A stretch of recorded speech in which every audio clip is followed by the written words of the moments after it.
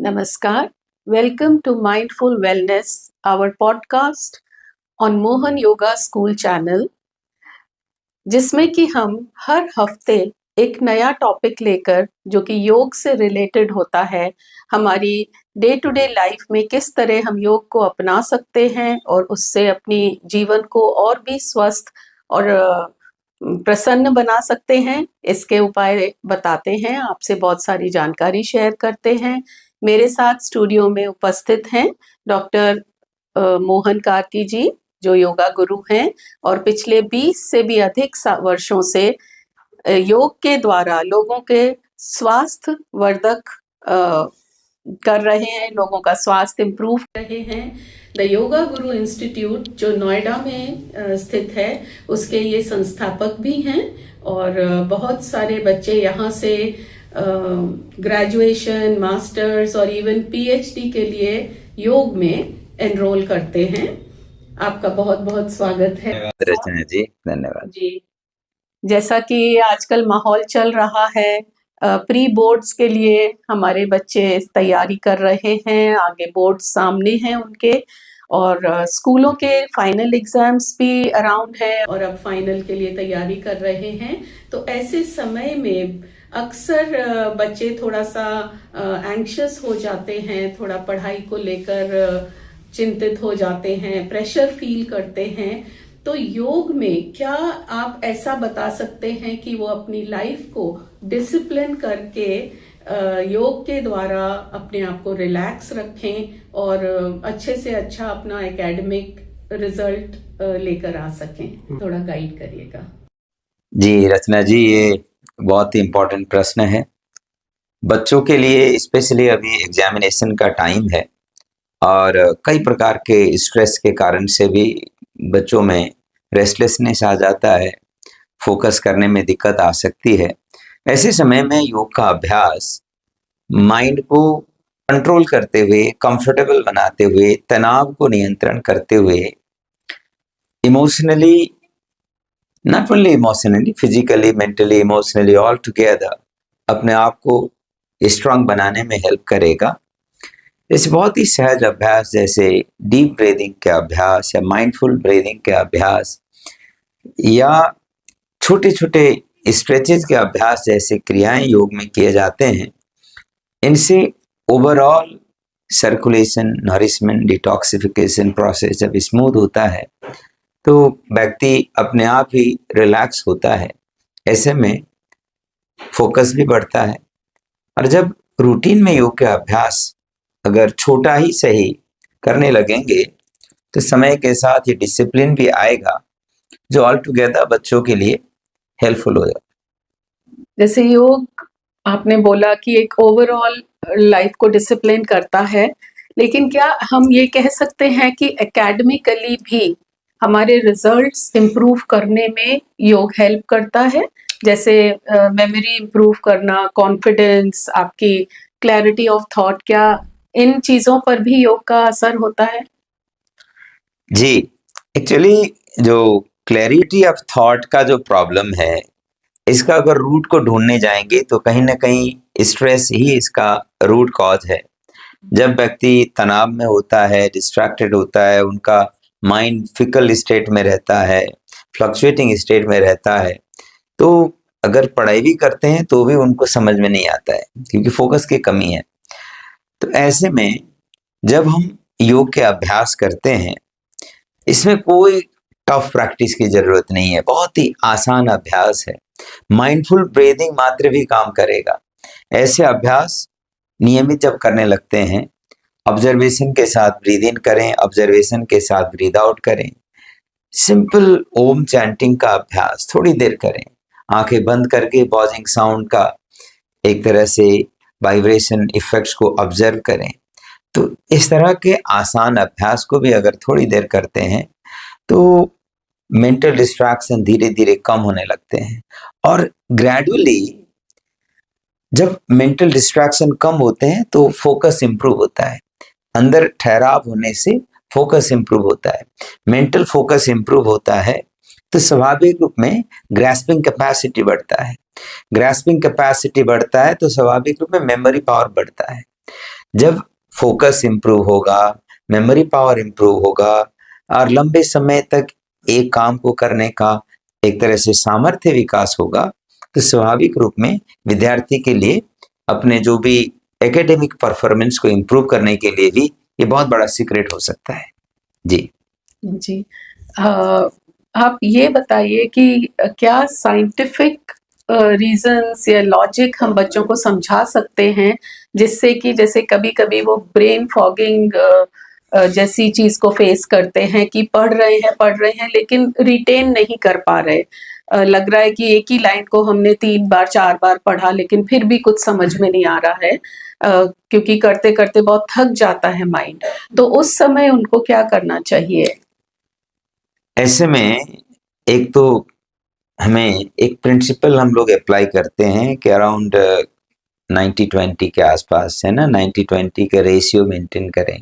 कम से कम 90 मिनट लगातार पढ़ने के बाद कम से कम 20 मिनट का छोटा सा ब्रेक लें। उस ब्रेक के समय में थोड़ा बहुत वॉकिंग कर सकते हैं, माइंडफुल ब्रीदिंग का अभ्यास कर सकते हैं, थोड़ी देर भ्रामरी प्राणायाम का अभ्यास, बजिंग साउंड का अभ्यास, ओम चैंटिंग का अभ्यास कर सकते हैं, कुछ लाइट रिफ्रेशमेंट ले सकते हैं। और वो 20 मिनट का जो ब्रेक है, उनके जो मेंटल फॉगिंग का प्रॉब्लम है, उसको दूर करते हुए, फोकस को रीगेन करते हुए मेमोरी पावर को भी बढ़ा देगा। तो इस टेक्निक को अप्लाई करें, बहुत अच्छा रिजल्ट मिलेगा। जी। जी। एक और बात कि बच्चे पढ़ते रहते हैं और जो नॉर्मली स्पोर्ट्स खेलते हैं या बाहर जाते हैं, नेचर में थोड़ा रहते हैं, वो एग्ज़ाम्स के टाइम पे वो लोग बिल्कुल बंद कर देते हैं। तो ये कहाँ तक ठीक है? क्या उन्हें अपने स्पोर्ट्स थोड़े बहुत कंटिन्यूड रखने चाहिए? और नेचर इसमें कैसे उनको हेल्प कर सकता है?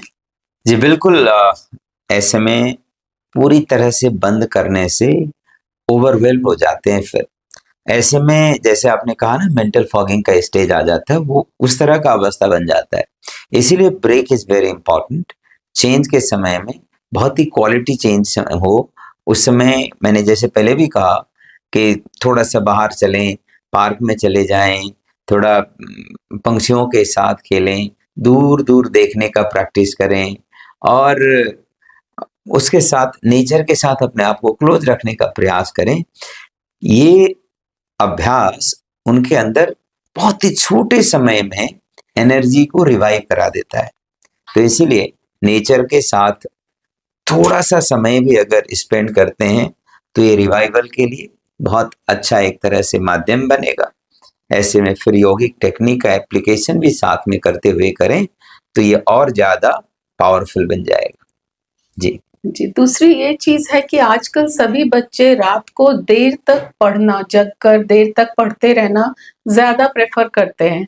लेकिन योग में तो हमें यही बताया जाता है कि सुबह सूर्योदय के साथ ही हमें उठना चाहिए। तो ये चीज़ आप कैसे आप जस्टिफ़ाई करेंगे कि क्या सही है स्टूडेंट्स के लिए करना? मैं इसके कारण को ढूँढ रहा था, मुझे लगा कि इस तरह का जो टेंडेंसी बच्चों में दिखाई देता है, कई कारण हो सकते हैं रचना जी। देखिए, कई बार क्या होता है कि छोटे बच्चे दिन में अगर कमरे बंद करके बैठे हैं, तो पेरेंट्स कभी न कभी सोचते हैं कि पता नहीं क्या कर रहे हैं, बार-बार जा रहे हैं, आ रहे हैं, वो डिस्टर्बेंस फ़ील कर ही लेते हैं। तो ऐसे कारण से भी होगा, शायद बच्चे रात को कोई डिस्टर्ब नहीं करता, इसीलिए रात को पढ़ते हैं। ऐसा कई बार लोगों को लगता है, पेरेंट्स को लगता है कि रात को बैठ कर के पता नहीं क्या करते हैं। आजकल तो ऐसे भी डाउट करने के लिए डिजिटल एक्सपोज़र बहुत है, कहीं ऐसे में बैठे न रहें, तो चिंता होती है। और बच्चों के हिसाब से वो लोग जस्टिफाई करने का प्रयास करते हैं कि हम रात को लेट तक बैठ कर के सीरियसली, सिंसियरली पढ़ाई कर रहे होते हैं, ऐसा कहते भी हैं और स्वाभाविक रूप में उनका प्रयास जेन्युइन भी हो सकता है। लेकिन अगर वो अर्ली मॉर्निंग उठ कर के पढ़ने का आदत बिल्ड कर सकें, तो over the period of time late night study से कई ज़्यादा इफ़ेक्टिव होगा अर्ली मॉर्निंग उठ कर के पढ़ने का रूटीन, क्योंकि ये बॉडी क्लॉक नेचर के साथ सिंक्रोनाइज होता है, जिसके कारण से आफ्टर इफ़ेक्ट्स ना, कई बार रात को लेट तक पढ़ाई करे, सुबह 9-10 बजे तक सोने के बाद भी शरीर थका-थका सा रहता है ना? तो ऐसा वाला अवस्था नहीं होगा। सुबह उठ कर के अगर वो फ्रेश हो कर के पढ़ाई करने लग जाएंगे तो उनको इस तरह का थकान नहीं होगा, उनके हार्मोनल प्रॉब्लम्स नहीं आएंगे। इन कारण से मॉर्निंग वाला जो पढ़ाई का रूटीन अगर डेवलप हो सके तो ये फार बेटर होगा। जी जी, यानी सर्कैडियन रिदम जो होता है वो उसके साथ चलना बेहतर है। आप थोड़ा-सा बताएँगे उसके बारे में कि कौन-सा समय आप कुछ समझाते हैं ना कि वो उस समय हमारी स्लीप सबसे गहरी होती है, जी, वो बताइए? ये बहुत ही इम्पोर्टेंट पॉइंट है। मैं यही चीजें थोड़ा इंडिकेट कर रहा था। जैसे बहुत सारे स्टडीज है, रिसर्च स्टडीज है, सजेस्ट करते हैं कि रात को 10 बजे से लेकर के 2 बजे का जो बीच का समय है, स्लीप के हिसाब से, स्लीप क्वालिटी के हिसाब से सबसे उत्तम समय है। लगभग 12 बजे से पहले का स्लीप तो और ज्यादा पावरफुल है। 12 बजे से पहले का जो 1 घंटे का स्लीप है, 12 बजे के बाद के कम से कम 2 घंटे से ज्यादा समय का स्लीप आवर में जो हीलिंग, रिपेयरिंग, मेंटेनेंस का काम होता है, उसके बराबर ये संपन्न रिजल्ट्स होता आते है, रिजल्ट आता है। तो आप समझ सकते हो 12 बजे से पहले के 2 घंटे के स्लीप आपको 4 घंटे का नींद का रिक्वायरमेंट फुलफिल कर देता है। तो इसीलिए 12 बजे से पहले कम से कम 1 घंटे तो नींद ले लें। ये बच्चों के लिए बहुत अच्छा होने वाला है। जी। जी, और मॉर्निंग टाइम में शायद वाइब्रेशंस बहुत पॉजिटिव होती हैं, सारा विश्व शांति से सोया हुआ होता है, तो उस समय नेगेटिविटीज़ भी कम होती हैं शायद। ये भी आप बिल्कुल, थोड़ा बिल्कुल। एक्सप्लेन जैसे करिए। जैसे मैंने पहले भी कहा था कि बच्चे जो डिस्टरबेंस से बचने के लिए रात को लेट तक बैठ कर के पढ़ते हैं, अगर ये आदत बना लें कि सुबह 3-4 बजे उठ कर के पढ़ने का आदत बनाएँ, तो ये इसको ब्रह्म मुहूर्त कहा जाता है। इसमें बाहरी दुनिया में नेगेटिव एनर्जी मिनिमम पॉसिबल होती है। उस समय इनफैक्ट पॉजिटिव एनर्जी का मात्रा बहुत ज़्यादा होता है, ऑक्सीजन का लेवल भी ज़्यादा होता है। ओज़ोन लेयर अ, ओज़ोन हवा कहते हैं, तो ऑक्सीजन एकदम भरपूर एक सर्टेन लेवल से ज़्यादा हवा में मिलता है, तो उस अवस्था को ओज़ोन हवा का कंसेप्ट कहा जाता है। तो हवा में ऑक्सीजन का मात्रा ज़्यादा होने के कारण से एक तरह से जो शरीर के सेलुलर रिवाइवल के लिए भी ये बहुत अच्छा है। जो लोग सुबह उठ कर के एक्टिविटीज़ करते हैं, वॉकिंग करते हैं, एक्सरसाइज़ करते हैं, पढ़ाई करते हैं, उनका हर एक क्षेत्र में परफॉर्मेंस अच्छा होता है। तो इसीलिए early to bed and early to rise makes a man healthy, wealthy and wise करके एक सेइंग है। ये बहुत ही टेस्टेड है और प्रूवन है। जी। जी, तो मतलब पढ़ाई ही सिर्फ हमेशा ना करते रहें, उसके साथ ब्रेक लेना ज़रूरी है और थोड़ा-सा फिज़िकल एक्टिविटी भी बहुत इम्पोर्टेंट है। जी सर। जी, बिल्कुल। उसके जी, साथ-साथ हेल्दी ईटिंग भी बहुत ज़रूरी है। जी, और कई बार बच्चे बहुत ज़्यादा फ़ास्ट फ़ूड खाते हैं। फ़ास्ट फ़ूड में एम्प्टी कैलोरी है, न्यूट्रिशनल वैल्यू बहुत कम है। अगर आपके ब्रेन को न्यूट्रिशनल वैल्यू पूरा नहीं मिलता है, तो भी ये नुकसान करता है। इसीलिए आप जो भी खाते हैं, उसमें ध्यान रखिए। थोड़ा बहुत स्प्राउट्स अगर सुबह ले सकें, बहुत अच्छा होगा। उसको थोड़ा स्वाद डालने के लिए थोड़ा गुड़ ले लो, अच्छा है। इसी तरह से थोड़ा-सा ड्राई फ्रूट्स ले लो, आपके ब्रेन को नॉरिश कर देगा, आपका मेमोरी शार्प होगा। आप कुछ ग्रीन वेजिटेबल्स, लीफी वेजिटेबल्स, जो भी ग्रीन चीजें खाया जा सकता है, उन चीजों को रूटीन में डालने का प्रयास कर लो। जो भी सीजन का फ्रूट उपलब्ध हो, फ्रूट्स थोड़ा बहुत लेने का आदत बनाओ। इससे आपका फ्रेशनेस भी रहता है, नींद भी क्वालिटी की आती है। अगर अ, जब रात को सोते हैं, दिन में अनावश्यक ऐसे लेथार्जिकपन के कारण से थका-थका सा अवस्था नहीं रहेगा। दिन में हमेशा नींद वाली जैसी अवस्था नहीं होगी। इस प्रकार से आपका स्टडी के लिए एक तरह से अच्छा एनवायरनमेंट क्रिएट करने के लिए आपका डाइट भी रोल करता है, इसमें भी ध्यान रखें। जी। अगर आप एक छोटा-सा उनको कैप्सूल जिसको हम कहते हैं योग में वो बताएँ कि 5-5 मिनट अगर दिन में कैसे वो 3 या 4 बार समय दे सकें? अ, जी, ये बहुत ही इम्पोर्टेंट है। जैसे आपको मैंने 2-3 बार नाम तो लिया, लेकिन आपको पता नहीं होगा कि क्या करना है। देखिए, सबसे आसान है, आप जब पढ़ाई करते-करते थक गए, मेंटल फॉगिंग जैसा अनुभव होने लगा, पढ़ने के बाद भी याद नहीं आ रहा है, तो सहज पीठ को सीधी रखिए, आराम से बैठ कर के आँखें बंद करिए और अंदर ही अंदर ओम का उच्चारण करिए। अंदर ही अंदर बॉजिंग साउंड क्रिएट करिए, उस बॉजिंग साउंड के वाइब्रेशन को अनुभव करिए, जितनी लंबी श्वास के साथ।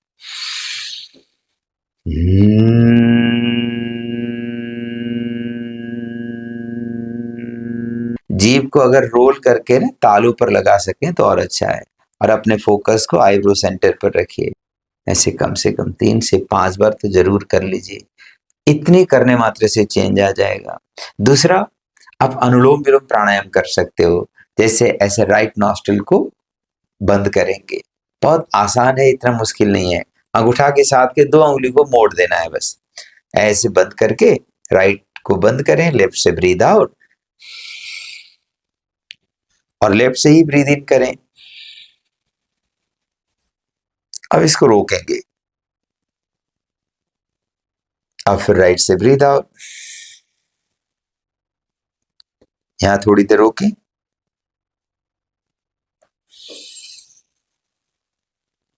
अब राइट से भरकर राइट को भी बंद, अब लेफ्ट से ब्रीद आउट, फिर लेफ्ट से ही भरें,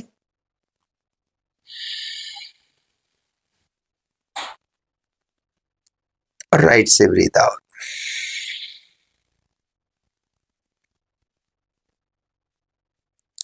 थोड़ी देर रोककर फिर राइट से ही भरें। जितने ज्यादा हो पाए उतने करना। ये अनुलोम विलोम और नाड़ी शोधन का साधना है। ये राइट ब्रेन और लेफ्ट ब्रेन हेमिस्फीयर को बैलेंस कर देता है, आपके फोकस को बढ़ाता है, नर्वस सिस्टम में बैलेंस पैदा करता है, मेंटल फैकल्टीज को बैलेंस करता है, लॉजिकल और मैथमेटिकल माइंड्स और इंट्यूटिव, इमेजिनेटिव और क्रिएटिव माइंड दोनों को ऑप्टिमाइज कर देता है। इस प्रकार से ये अभ्यास बहुत पावरफुल है। इसी तरह से आप थोड़ी देर आप सिंपल माइंडफुल ब्रीदिंग या ब्रेथ ऑब्जर्वेशन कर सकते हो।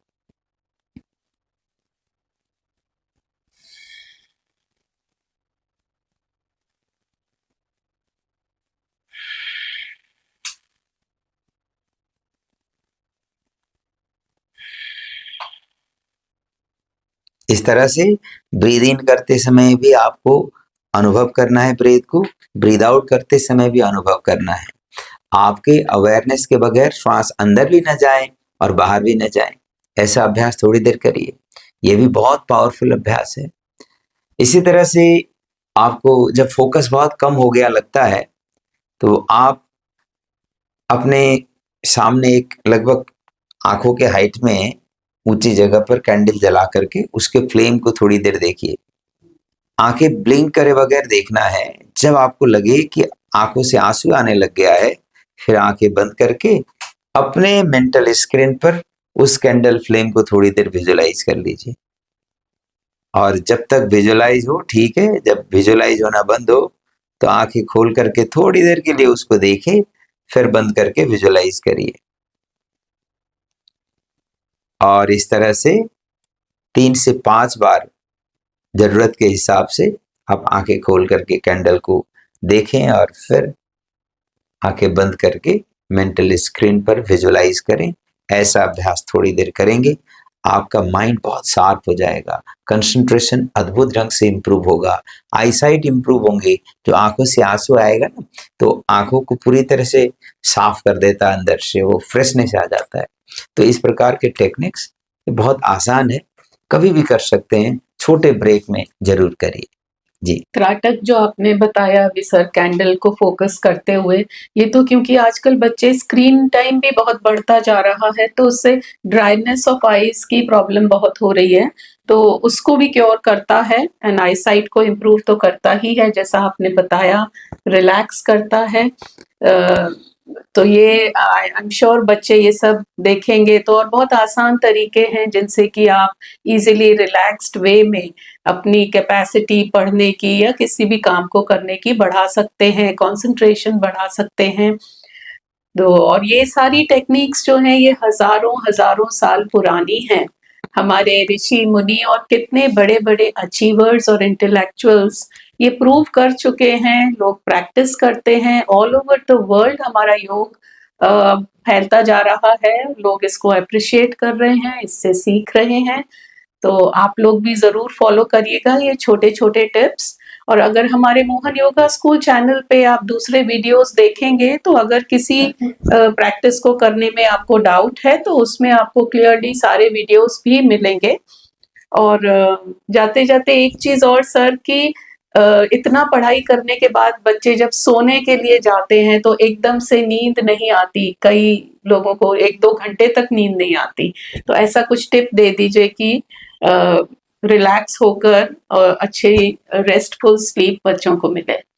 जी, इसके लिए एक तो ये इंश्योर करना चाहिए कि सोने से पहले कम से कम आधा घंटे स्क्रीन में एक्सपोज ना हो।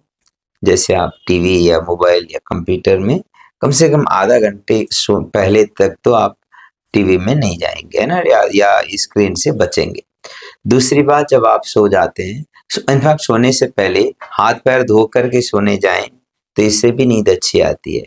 तीसरी बात, जब आप सो जाते हैं तो आंखें बंद करके अपने ब्रेथ को ऑब्जर्व करना शुरू करिए, अंदर आते हुए ब्रेथ और बाहर जाते हुए ब्रेथ। इससे ब्रेथ का क्वालिटी भी इम्प्रूव होता है, ऑक्सीजन का लेवल भी बढ़ता है और मेंटल डिस्ट्रैक्शन भी दूर होता है और नींद की क्वालिटी अच्छी होगी, साउंड स्लीप जल्दी आएगी। जी जी, बहुत-बहुत धन्यवाद आपका डॉक्टर साहब, आपने बहुत अच्छे से बच्चों को आज समझाया है, इसके पीछे के योग के जो प्रैक्टिस हैं, ब्रीथिंग प्रैक्टिसेज़ हैं, कैसे क्या साइंटिफिक रीज़न्स हैं, वो भी आपने एक्सप्लेन करे हैं, तो ज़रूर सब स्टूडेंट्स समझेंगे इस बात को एंड बिल्कुल काम रहते हुए वो लोग अपने एग्ज़ाम्स देंगे एंड हम उन लोग को ऑल द बेस्ट बोलना चाहेंगे यहाँ से। So this is all for today. Thank you thank very you. much.